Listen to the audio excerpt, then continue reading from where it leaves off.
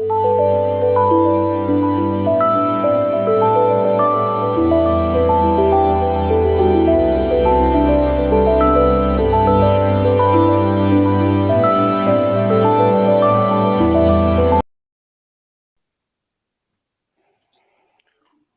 so welcome back, everybody.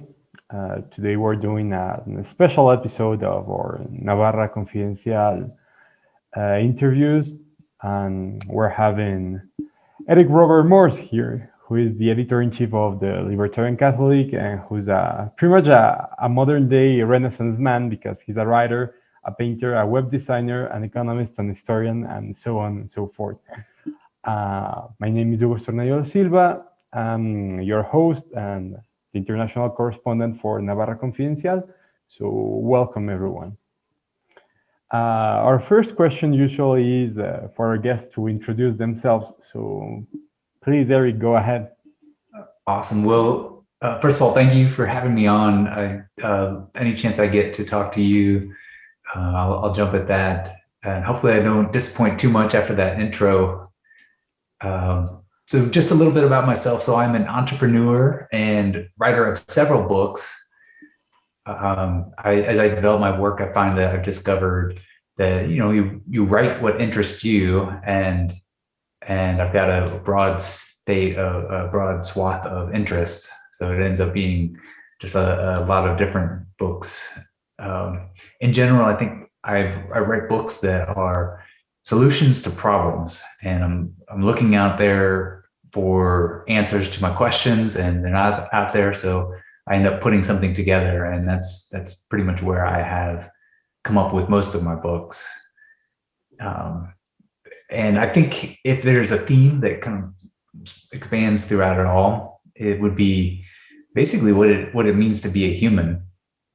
So one of my favorite quotes is from Dostoevsky, and he wrote in a personal correspondence, he said, "Man is a mystery. If you spend your whole life trying to puzzle it out, do not say that you have wasted your time. I occupy myself with this mystery because I want to be a man." And I think that kind of summarizes my whole approach to writing and life in general. Well, that's great, actually, because it creates some kind of framework for you to study and to research and to work with. Not only you stay in a particular topic like many other writers and authors do, most of them political theories, economists, or lawyers, but you try to create a more general, universal framework in which you can write, you can explore ideas. So I think that's great. When I was researching for your interview and trying to craft some questions, I realized that there isn't quite a lot of information about you on internet, except what you have written about yourself and some election results I found for when you were a candidate for, I think, the San Antonio City Council. Right. So my first question would be, how did you begin your career as a writer, and how did you shape the political philosophy you promote in your works? Yeah, well, I think it's an uncommon route for me. I never was a very good student in school, in high school and college. I was always pretty disinterested.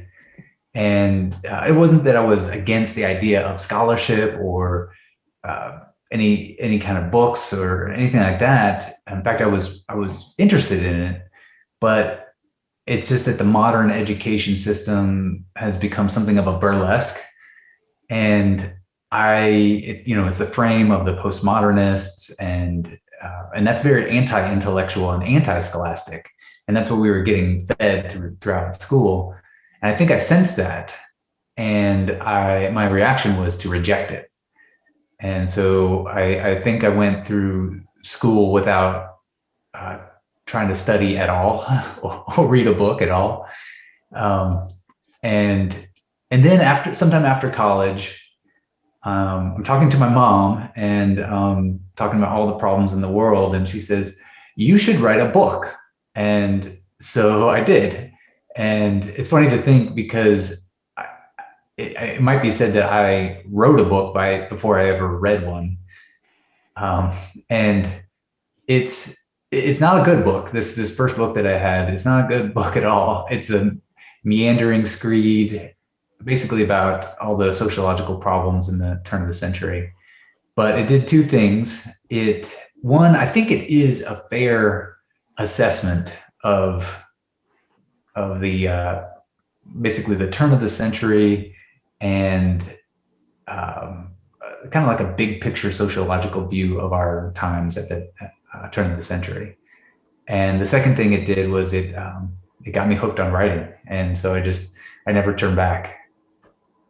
Basically, been writing books ever since, and I've always got like 2 or 3 in the works at the same time. May I ask which one of these books? I've checked some of your books on Amazon and so on.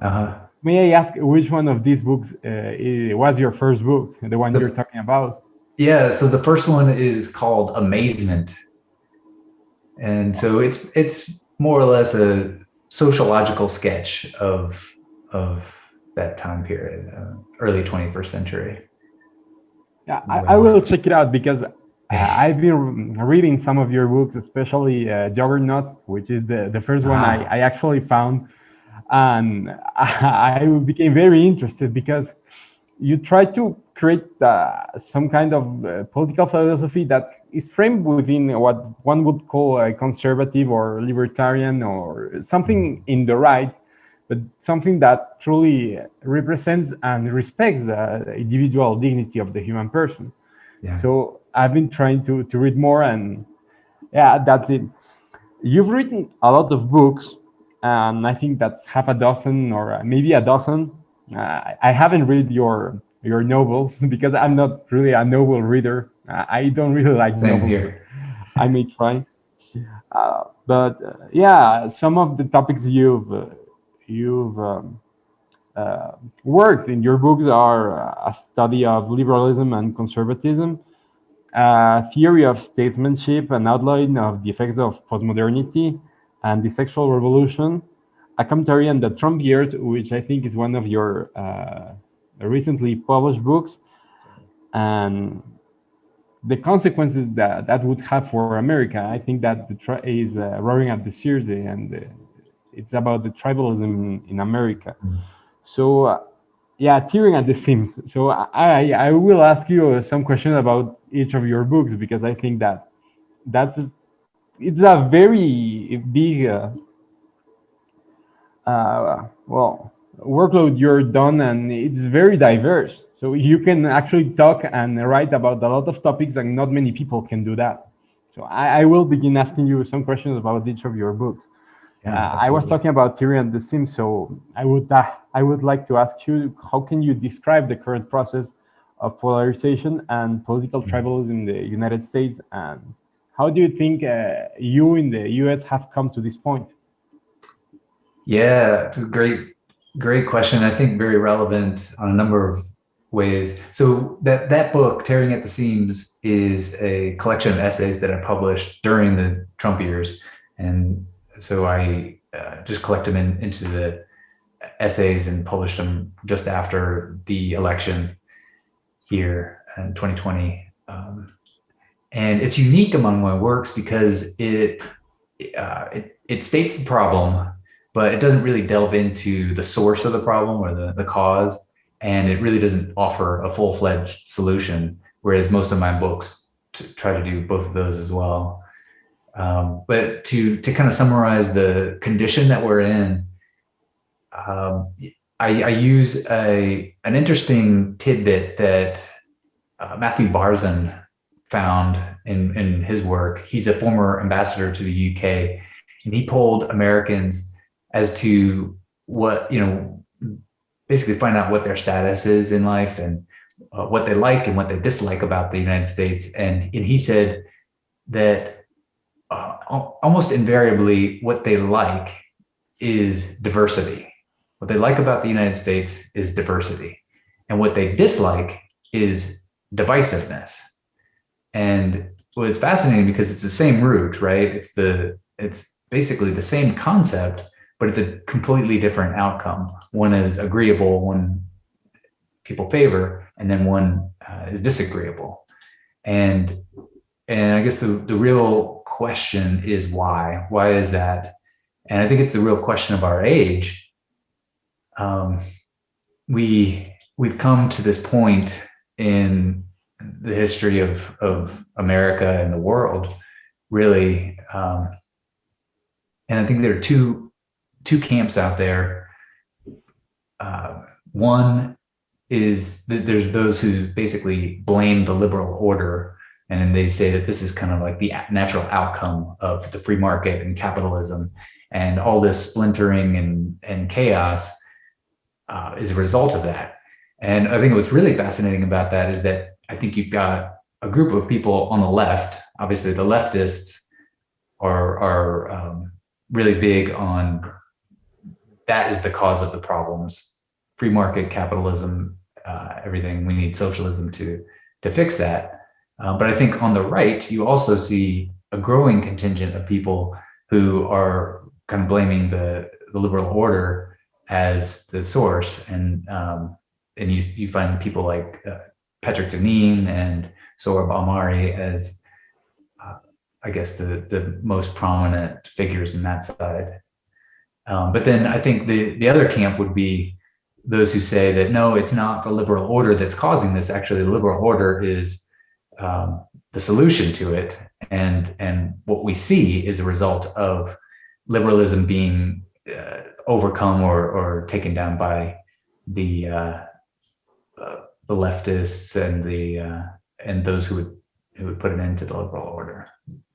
Yeah, that's the camp of people like David French or James Lindsay, who are promoting some kind of classical liberal revival from new discourses and National Review. And I've seen the debates on Twitter, and I kind of follow both groups because I think that there has to be some kind of middle ground in which you can defend a free market and individual dignity, but you have to understand that there are problems with it. And I was going to ask you in the next question about that, because you've written a book on behavioral economics, and one has to know that the behavioral economics is pretty much the theory that's one of the biggest promoters of progressivism in the US and in the world, George Soros, that he developed that theory. So I was going to ask you, in Psychonomics, which is the name of your book, you describe the practical aspects of behavioral economics.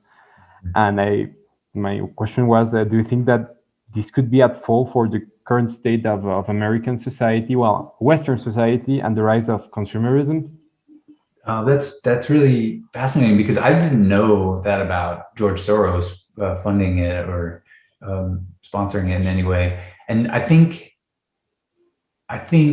so. Behavioral economics is a fascinating discipline altogether. It's not only is it very popular, but it's also, I think it really gets to some pretty fascinating psychological work. And the most prominent being, of course, Daniel Kahneman and Amos Tversky's work.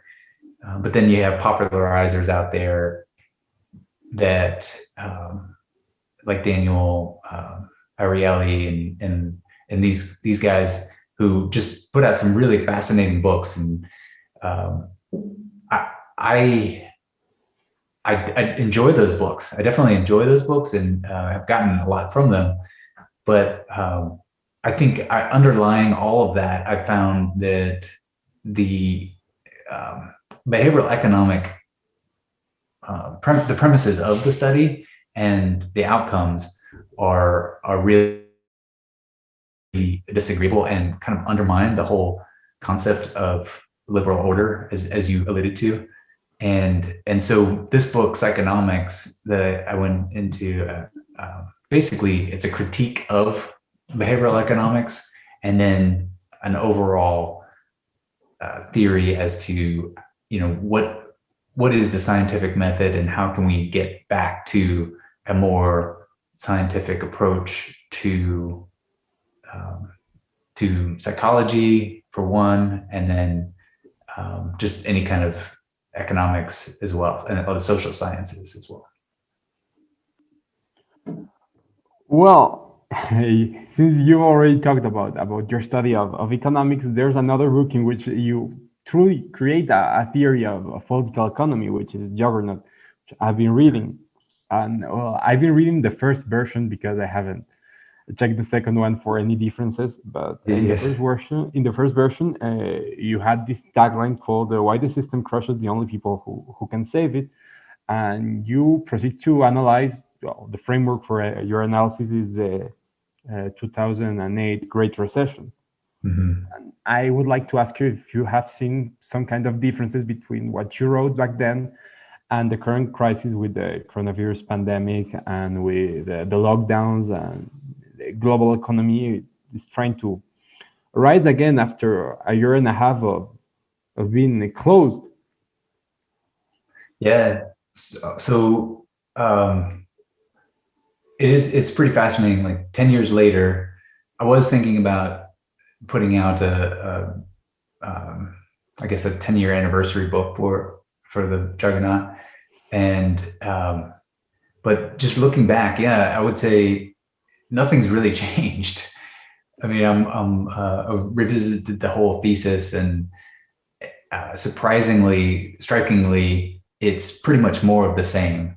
And well, I pointed out one statistic in there in this revision, or the revised edition, that it's pretty astounding. So in 2010, when I first published the book, it was I believe the national debt in the United States was $13 trillion, and this year it's 26 trillion. So it's doubled in 10 years. And I don't know if anyone could have predicted anything like that. But definitely in the first book of Juggernaut, the first edition, I mentioned how this is basically probably going to keep going until we find a way out and escape from the process, the economy. Yeah, but the thing about the economy, and I think that you did write something about it in your book, is that the system, instead of promoting a natural way of people to do transactions and to create prosperity for themselves, is making people kind of part of an interchangeable part of the system in which they only produce for others and they cannot keep anything for themselves. And we've seen that this is becoming more and more visible for all people. For example, you see that the Uberized economy, in which people are using their own means for their own lives as means of production, and that people are becoming more and more, I wouldn't say poor, but they are not becoming more prosperous, and they are kind of stagnating in their own lives. And some people in power in the finance sector and in academics as well, they are becoming more and more rich and having more influence instead of everyday people. Right. Oh yeah, yeah. And I would say, like, the old saw of the rich get richer and the poor get poorer. I kind of bristle at that notion at first because I know how the free market works, and like Bezos is the richest man ever, but he's rich because we were able to get really cheap goods and that we wanted, right? So he's rich because we're richer, and it just so happens that it collects in certain places. But there is validity to that that question and this gets to the thesis of the book, the Juggernaut. In a closed economy, when there's basically no real way to escape or to reject the prevailing system, then it turns into a system of competition. And once it's in a system of competition, then those who have are at an advantage over those who don't have. And what ends up happening is exactly that. So the rich get richer and the poor get poorer because of that that difference of advantage. So there's definitely something to be said for that traditional, I guess, socialistic argument that there's a fault in capitalism, and it really comes down to, in order for capitalism to work, there needs to be alternatives. There needs to be a way for people to reject the system, and when we have a closed system like we do, then those options to reject it are increasingly non-existent. Well, since you're already talking about some social consequences of well, capitalism and the liberal order, you also wrote a book about those, but from a, well, I wouldn't call it a gender perspective, but actually it's the topic of it, which is the economic theory of sex. Yes. And you describe how the Industrial Revolution and then the sexual revolution led to the disintegration of family, and how this could be a turning point for our civilization and its development nowadays. Yeah.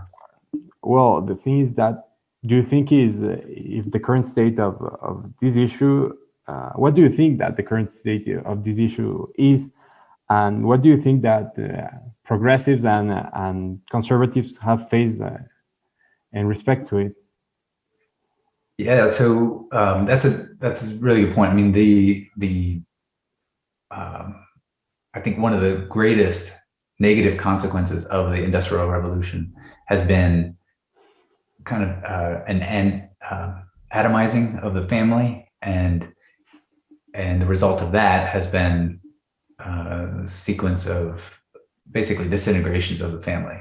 So in the book, The Economic Theory of Sex, I go through the history of a very broad brushstroke approach to the history of industrialism and how that affected the relationship between men and women, and especially how the increase in the worth or value of work, industrial work, made it impossible or that basically cost ineffective for women to stay at home, and thus encourage them to be brought into the workforce. And then once that happened, the results were just the splintering of the family. You see government taking over in terms of schooling and daycare and parenting in general, and then also you see an increase in divorce and separation and all that kind of stuff. So ultimately, when you start with the Industrial Revolution, you see how that led directly to the breakup of the family. I would say, as far as the state of it currently, I think it's getting worse since I wrote the book. I think I published it in 2016.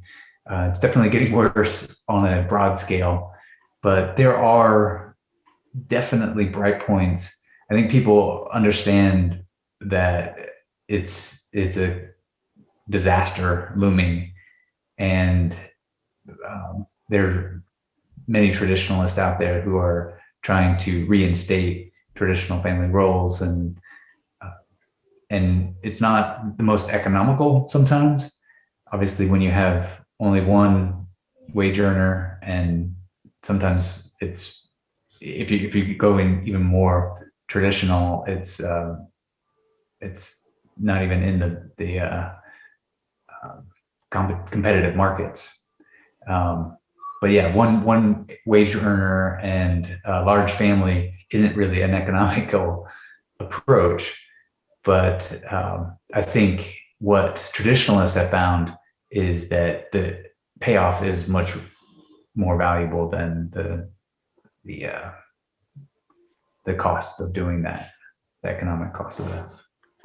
And you see the consequences of these social and economic changes, not only in the United States, but worldwide, are making that well, some phenomena such as the legalization of abortion and third wave feminism, they are becoming much more common in other countries as well. In my own country, well, we've seen that for the last few years there has been some kind of lawfare campaign in order to promote those kind of issues, and they end up being legal. And well, I've been thinking about this topic for quite a while. I think I will write about it as soon as I can, because I think there are some consequences because of it. The first consequence is for people to produce, for a society to produce more, they are making women be in the workforce. And with that change, there comes a lot of social and legal changes. And you see there are equal rights, and then there's abortion, then there's gay marriage, then and everything of it. And the direct consequence of it is that, well, for natural reasons, because women are working, they cannot have any children, and because they are promoting from the state to the people, they are promoting ways to reduce the population via gay marriage and abortion. There's a reduction in the population that actually can produce and can consume goods and services, and you have another kind of economic crisis that is directly a consequence of the crisis you try to solve by making women be part of the workforce.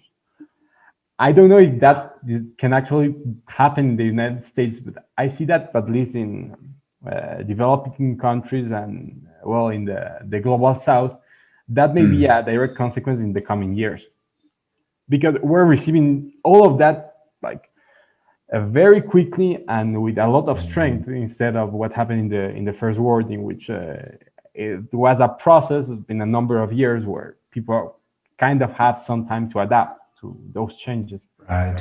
Yeah, the quickness of the change has really affected it, and sometimes that allows the reaction to be much more, I guess, powerful. And like you see, I think Poland and Hungary are examples where there are leaders, political leaders, who are actually pushing for traditional values and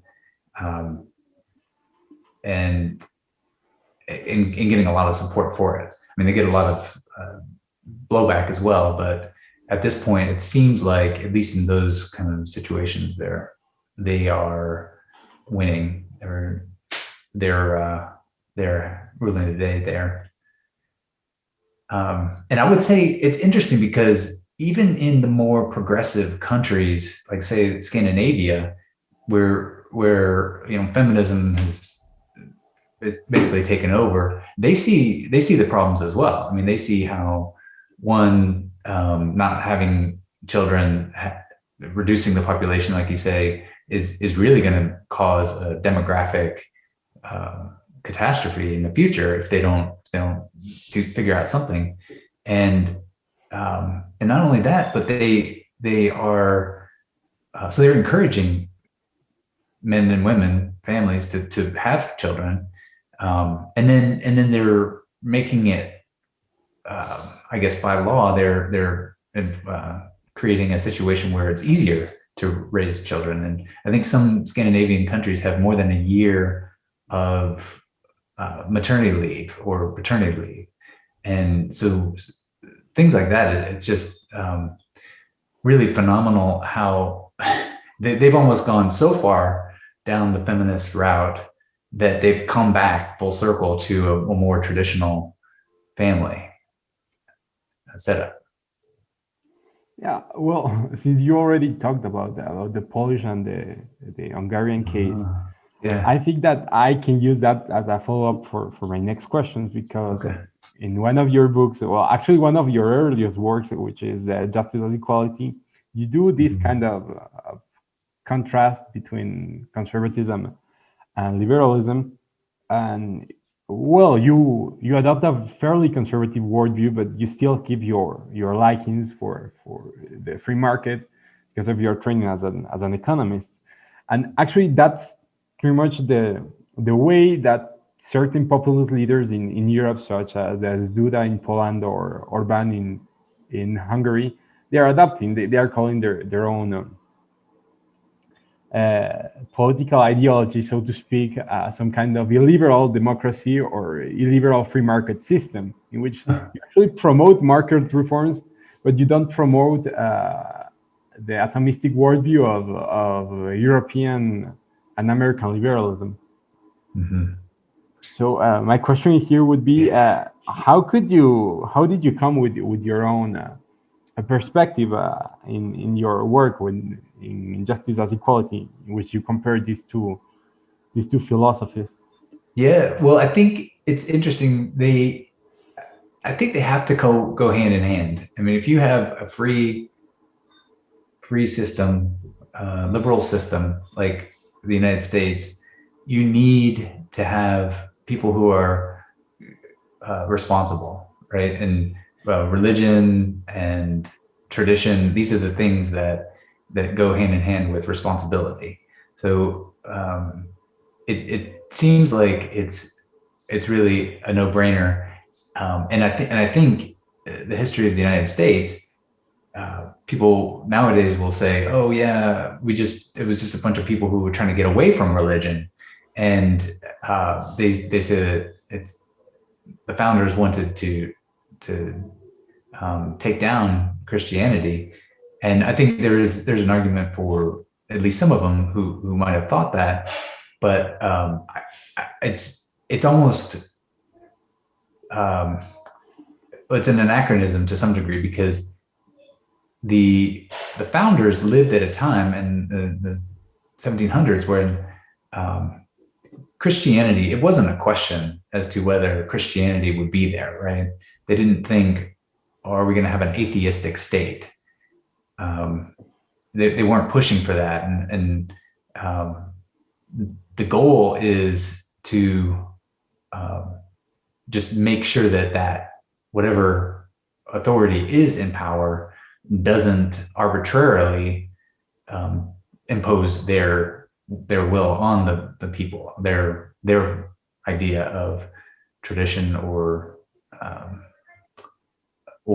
responsibility. And I think the outcome was a very even-handed, very sensible, like the most sensible approach. And it's not saying that religion is illegal. In fact, it's infused in the wording and the conception of the liberal state that they've created. And then the result is just, I think, the best system that we could have possibly come up with. Yeah, and you see the founding fathers, at least for what I've read in the Federalist Papers and the works of Washington and Franklin, they try to create a system in which people, for them to wield power, to get to power, they have to be some kind of virtuous men and virtuous statesmen. Sure. That's the thing about the American model, which you are actually free, but at least in theory, you should have to prove that you're virtuous and that you're responsible and that you try to do something for the common good in order to get to power. But the current crisis we've seen, and is actually inspiring the crisis in the rest of the world, is that the leaders in the United States, they are not living up to that legacy. They are not virtuous or responsible or anything. And the people who imitate them in other countries, such as mine, or such as the leaders in Europe or in Latin America, and even Africa, Asia, they are actually trying to do the same, and they are creating some kind of elite that doesn't have the same duties to their people as their people have their duties to them. These people have tax cuts, and these people are promoting actively ways of pushing and making people feel uncomfortable for having a religion or for having some kind of believing a traditional way of system, having a normal family, or so on. So what do you think that this happened? Well, So yeah, something somewhere along the way went wrong, and I propose in Juggernaut kind of a timeline as to the economic consequences of the great shifts, and I think it correlate with the political and even moral shifts in our culture as well. And I think basically around the turn of the 20th century, there were some serious demographic shifts, and which led to ideological shifts within the U.S. population that then led to political shifts. And by about around 1913, we see some significant changes to the political structure that start to allow for the kind of corruption that we see today.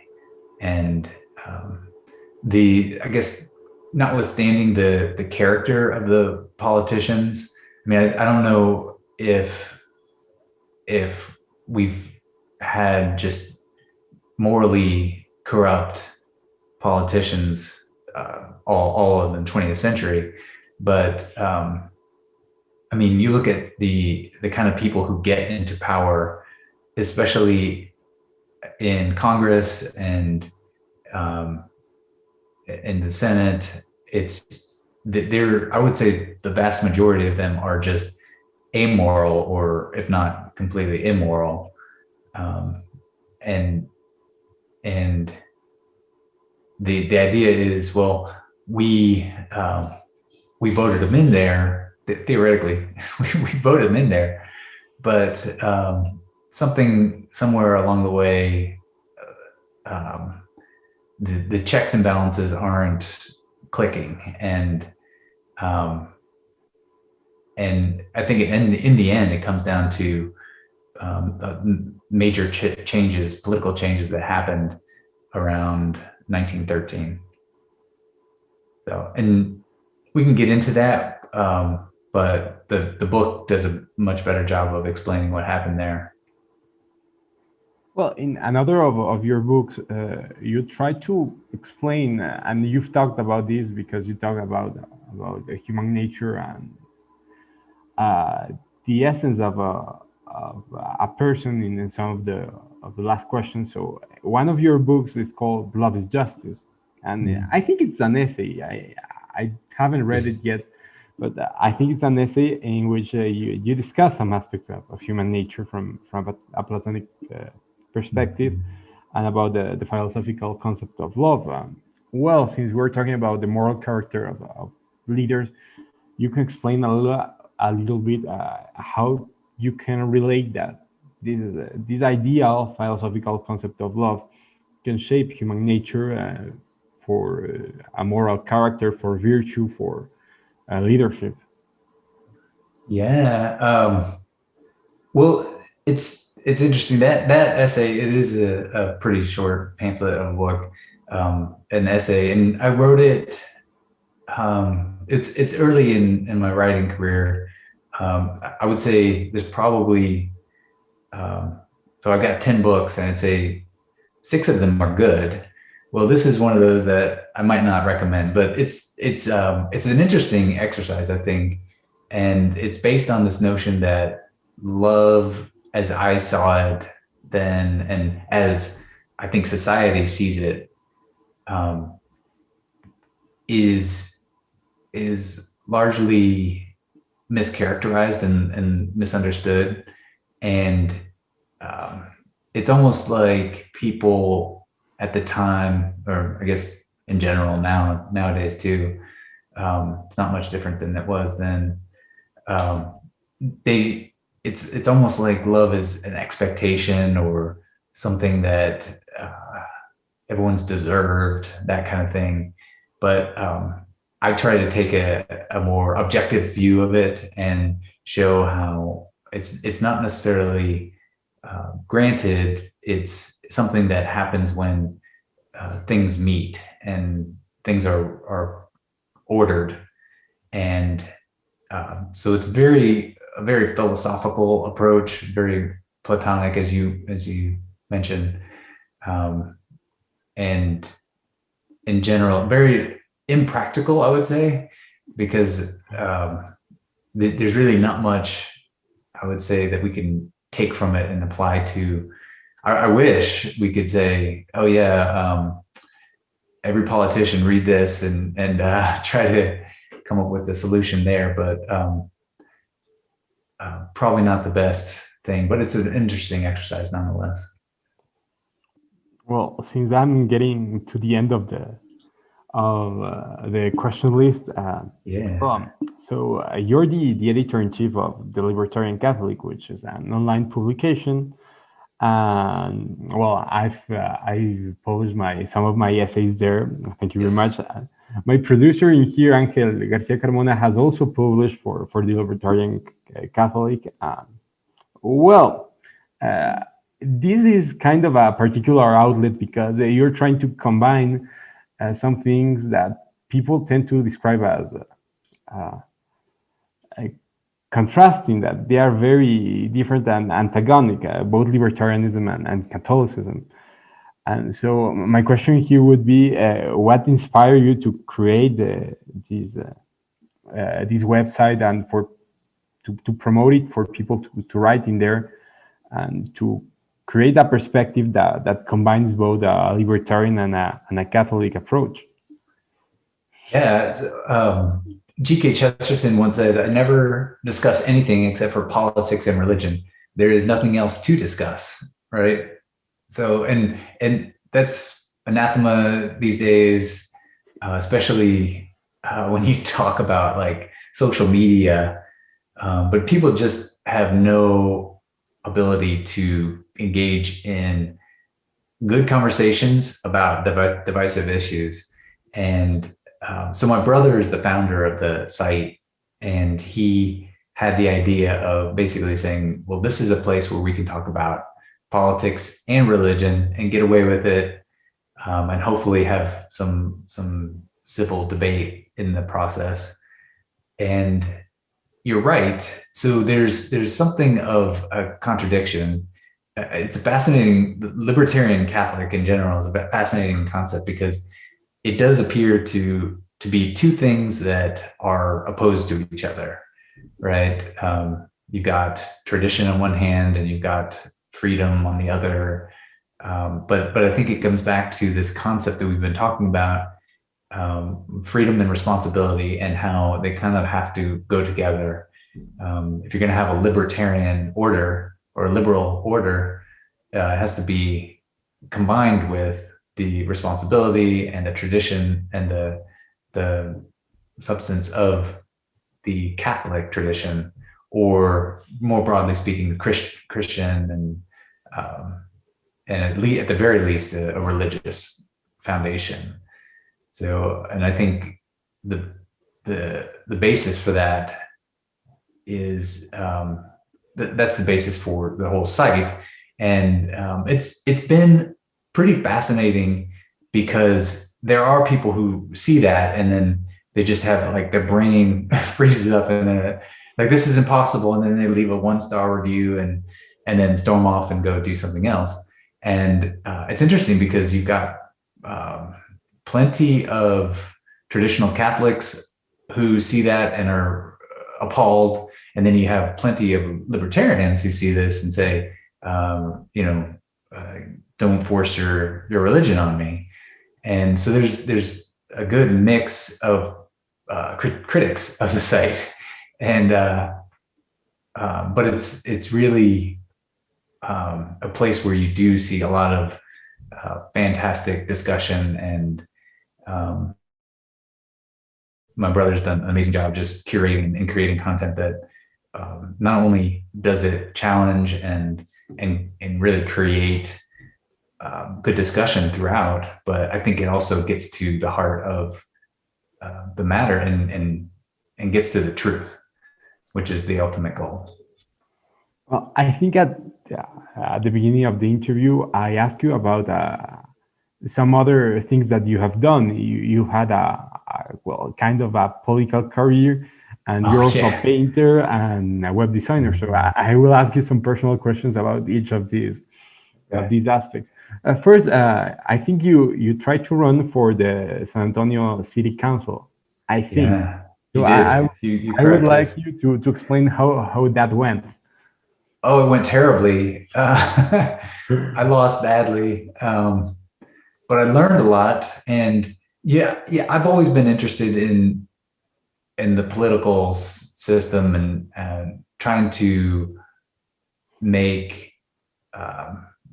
you know make a difference in that realm. And I think I'm by nature I'm a servant, and I want to serve in the political sphere as well. But as I launched my campaign and started getting into everything, I realized that, well, it takes a lot more, I would say, connections and foresight than I had to really succeed in it. And I'm not opposed to doing it again, but it's definitely something that I would approach differently when I get into it.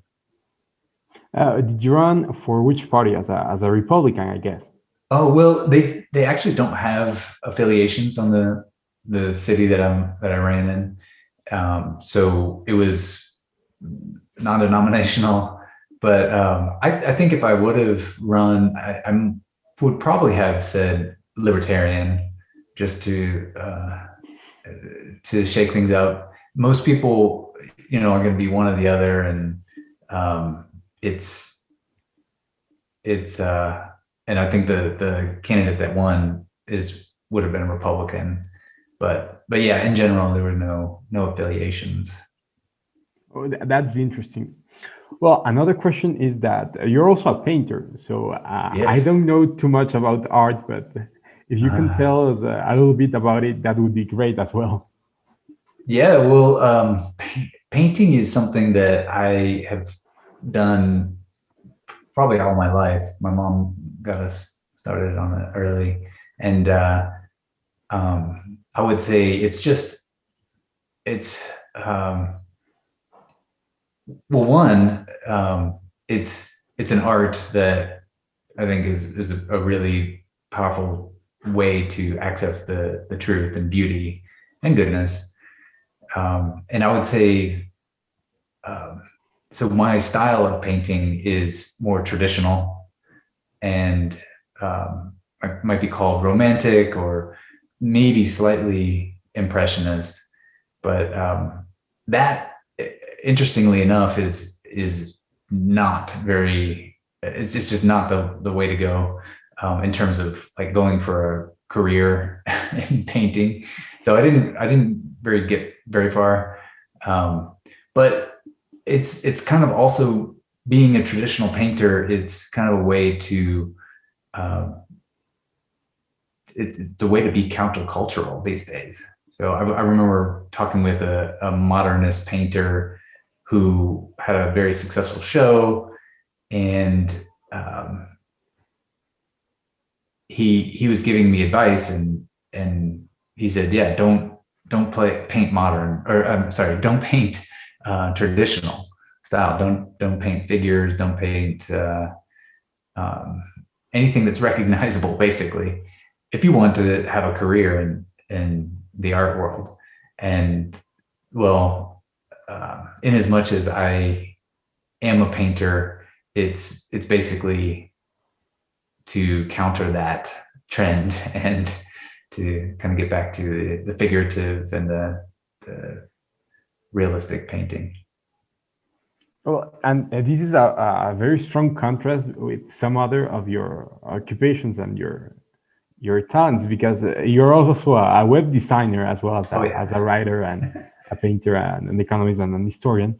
And when you see that, oh, this guy can write and he can paint, but how can he do something that's so modern, so contemporary, such as web designing, which is something very different from the practice of any classical discipline such as writing or painting?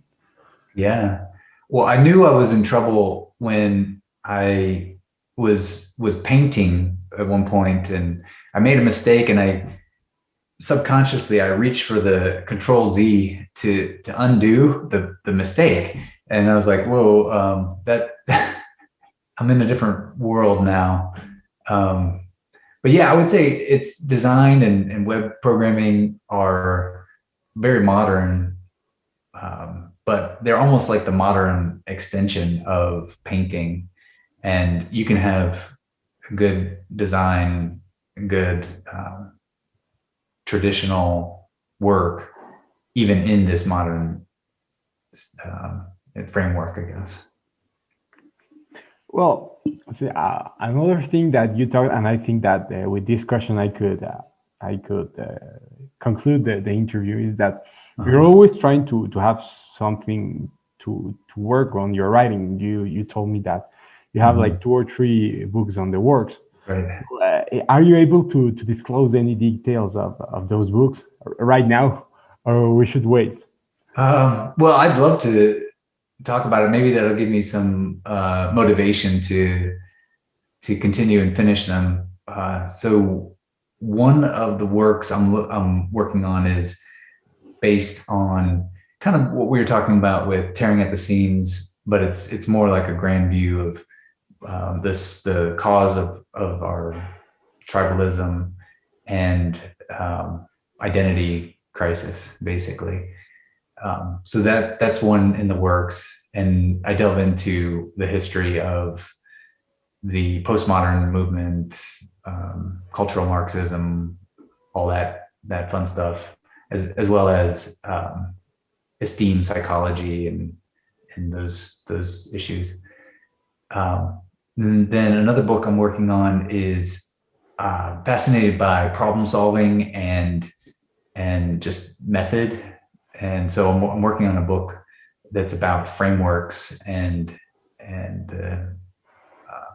problem solving in general, like what's the best approach to problem solving. So that's a fascinating one from my standpoint. And then another one I'm working on is kind of a response to AI and the trends that we are seeing. More or less, if I had to give it a title, it'd be how to be human. So basically the case for being human in a book. And so that's the third major work that I'm working on right now. Those 3 books seem very interesting. Since, well, the first one is, I would say, an expansion of your last work. Agreed. The other one is very practical, and the third one is very ambitious in this topic, because I haven't seen a lot of people talking about critiques and criticism to artificial intelligence. Yeah. Well, I've seen some people, especially from the most traditional side, but I think that their critiques are very outdated. So and they are not very realistic. So I hope I can read your books as soon as I can. I hope to have them for you. Yeah.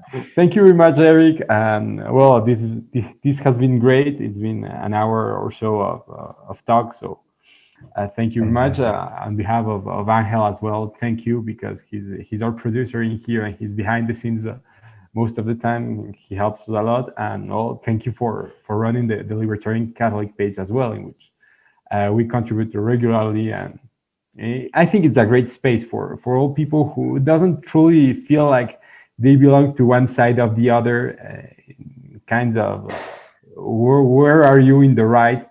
So I think it's a great space to find a middle ground and to find moderation in a time where moderation is so uncommon. Yeah, excellent point. Well, we're so glad to have you there and all your contributions. So it's a pleasure. Thank you, and well, see you soon. I will try to have in another interview as soon as I can. Thank you very much. Love to do it. Thank you.